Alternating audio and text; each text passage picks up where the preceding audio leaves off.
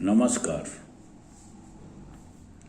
अमृत प्रेरणा channel में आप सभी दर्शकों का हार्दिक स्वागत।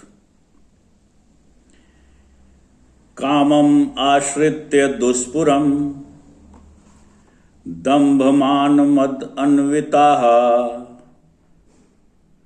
मोहात गृहीत्वा असद्ग्रहान् प्रवर्तन्ते अशुचिव्रताः चिन्ताम् अपरिमेयां च प्रलयन्ताम् उपाश्रिताः काम उपभोग परमा एतावदति निश्चिताः। पिछले कुछ श्लोकों से हम लोग आसुरी वृत्ति के ऊपर चर्चा कर रहे हैं। इन सूत्रों में भी भगवान श्री कृष्ण आसुरी वृत्ति के स्थिति, कृति और उससे उत्पन्न होने वाली परिस्थिति के ऊपर चर्चा कर रहे हैं। आसुरी वृत्ति से युक्त व्यक्तियों का समाज दो वर्गों में मूल रूप से विभाजित होता है। एक वो जो पूर्ण रूप से मन, बुद्धि, शरीर, इंद्री पूर्ण रूप से आसुरी वृत्ति के अधीन रहता है, या उसकी पूरी धारणा आसुरी वृत्ति पर ही आश्रित रहती है। और ऐसा व्यक्ति उस समाज का केंद्र बिंदु रहता है और वह उसका प्रचारक भी रहता है। वह पूर्ण रूप से इस वृत्ति द्वारा संक्रमित हो चुका होता है। और दूसरा वर्ग जो अपनी लालच, अज्ञानता और परिस्थितिवश संक्रमित होने को तैयार रहता है। असुर राजा झूठ, भ्रम, भय या कहें तो आज प्रोपोगंडा का सहारा लेकर अफवाहों के माध्यम से अपनी इच्छाओं को पूर्ण करना चाहता है। ठीक वैसे ही जैसे महाभारत में दुर्योधन करना चाहता था। आजकल के राजनीतिज्ञों, उद्योगपतियों तथा अनेकों के अंदर ऐसी वृत्ति देखने को मिलती है, जो अनेक प्रकार के हथकंडे अपनाकर अपना स्वार्थ सिद्ध करते हैं। कामनाएं मनुष्य को भविष्य से बांधती हैं। ये कामनाएं ही अगले जन्म का कारण बनती हैं। वे कामनाएं जो झूठ, अहंकार, दर्प को पूर्ण करने हेतु बनती हैं, या भविष्य का वह सुनहरा स्वप्न जो इनके आधार पर देखा जाता है, उसका अंत हमेशा भयावह ही होता है। हम लोग आजकल प्रजातंत्र में जी रहे हैं। प्रजातंत्र में जनता का भविष्य राजनीतिज्ञों के हाथ में होता है और वे अपने स्वार्थ हेतु जनता के समक्ष उनके सुनहरे सपनों का स्वप्न दिखाते हैं, उनके सुनहरे भविष्य का स्वप्न दिखाते हैं। जनता उनके सब्जबाग में आ जाती है, उनके बहकावे में आ जाती है और उन्हें वोट देती है।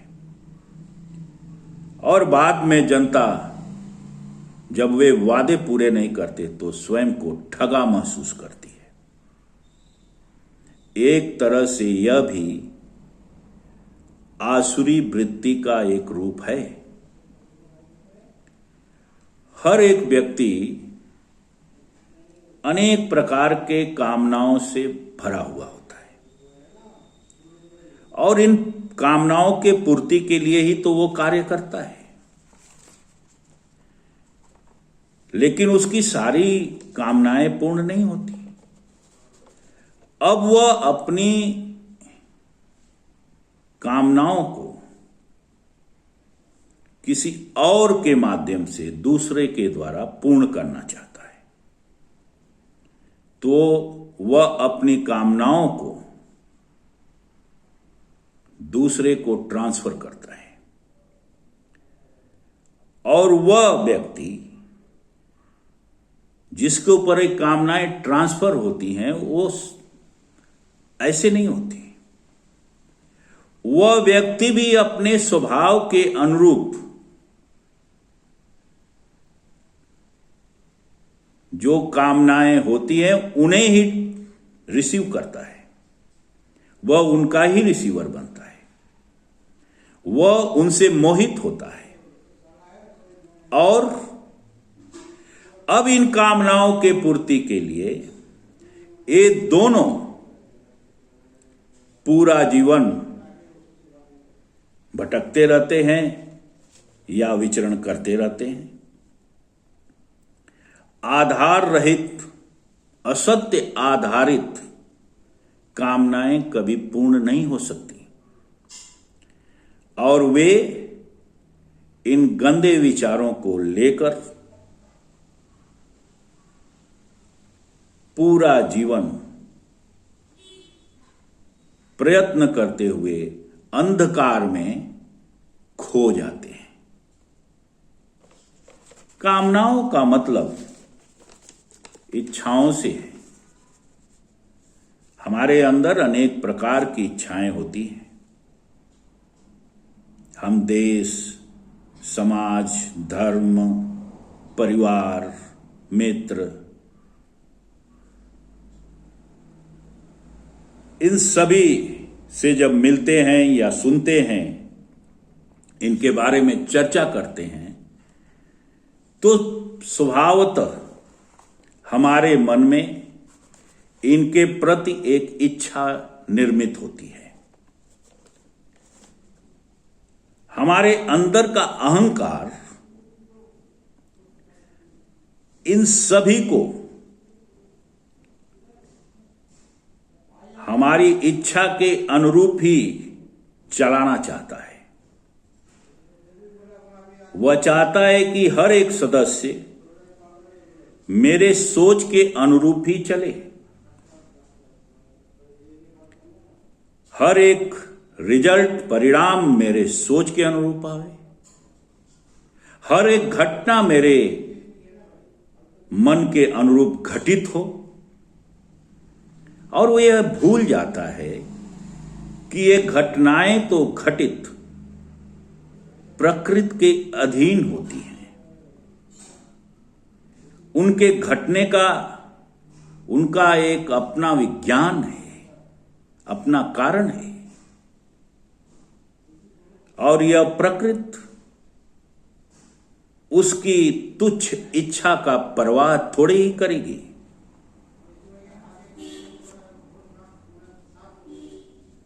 और वह इच्छाओं की पूर्ति हेतु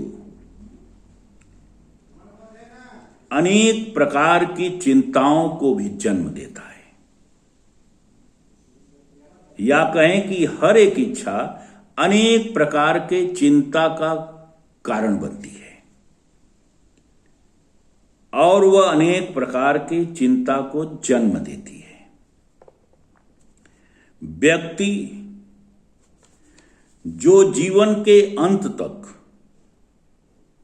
इच्छाओं को जन्म देते रहता है, या वह व्यक्ति जिसके जीवन के अंत तक इच्छाएं रहेंगी, वो जीवन के अंत तक चिंताओं से भी ग्रसित रहेगा।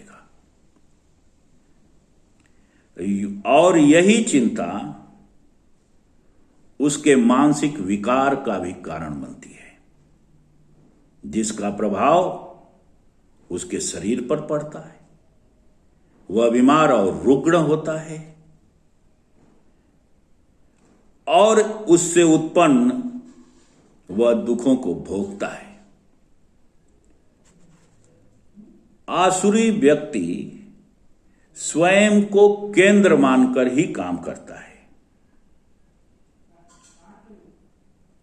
और वह वासनाओं और इच्छाओं के पूर्ति को ही जीवन का उद्देश्य मानता है। अगर वह किसी देवता की, ईश्वर की उपासना भी करता है, पूजा भी करता है,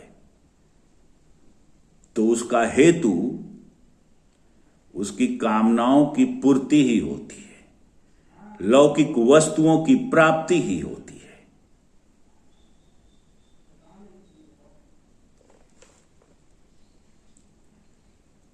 और ऐसा व्यक्ति अपने जीवन की सारी ऊर्जा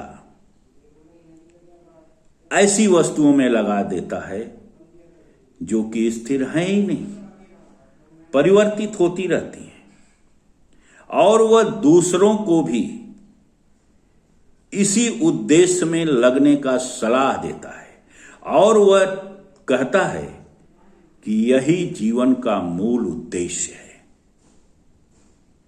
और अंत में वह दुख को प्राप्त होता है, चिंता की याग में पूरा जीवन चलते रहता है। अतः असुर वह है जो पूरा जीवन स्वयं तो चिंता की आग में जलता ही है, दूसरों को भी दुख और चिंता की आग में ढकेल देता है। बस आज के लिए इतना ही। जय श्री कृष्ण।